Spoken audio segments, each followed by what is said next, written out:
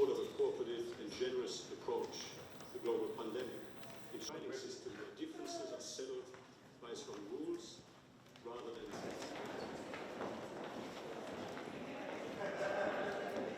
than President Macron wants to have a good relationship with Australia, and Australia wants to have a good relationship with him and his government, and a country-to-country good relationship as well. Well, Yep. Minister, it's been almost 6 weeks to the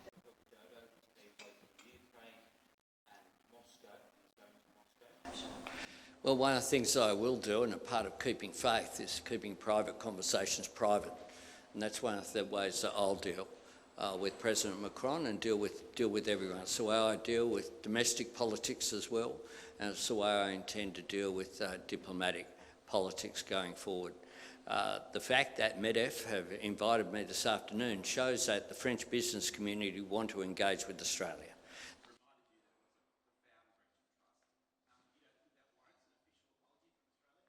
Look, I'll deal with Mr. Macron in a professional and a courteous way, and our private discussions will stay private. President Macron has invited me here to France. It was his invitation that I was very happy to accept. I look forward to having a constructive relationship with President Macron. I've made it very clear what my position is about the way in which Australia engaged at a leadership level with France, and I've made that clear. What I want to do, though, is to make sure that we can look forward in a way that builds the relationship to what it should be. It should be a relationship in which we can rely upon each other, as we have for a long period of time, and in which we can trust each other and mutually benefit from building that relationship.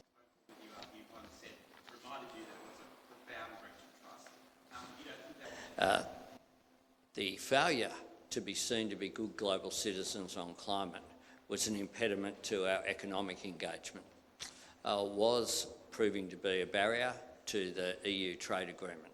It's no accident that there was only one meeting in the last 12 months about that trade agreement.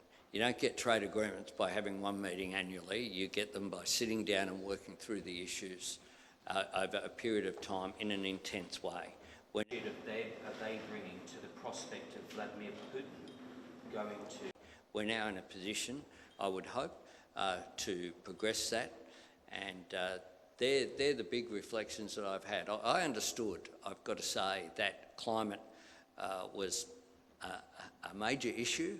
Obviously, it's one that I campaigned on very, very strongly, but I, if anything, underestimated the extent to which the world was looking at Australia and shaking their head, particularly in the context of Australia's bushfire crisis, our floods, the impact that climate change is having on Australia. Especially in the South Pacific, in Southeast Asia.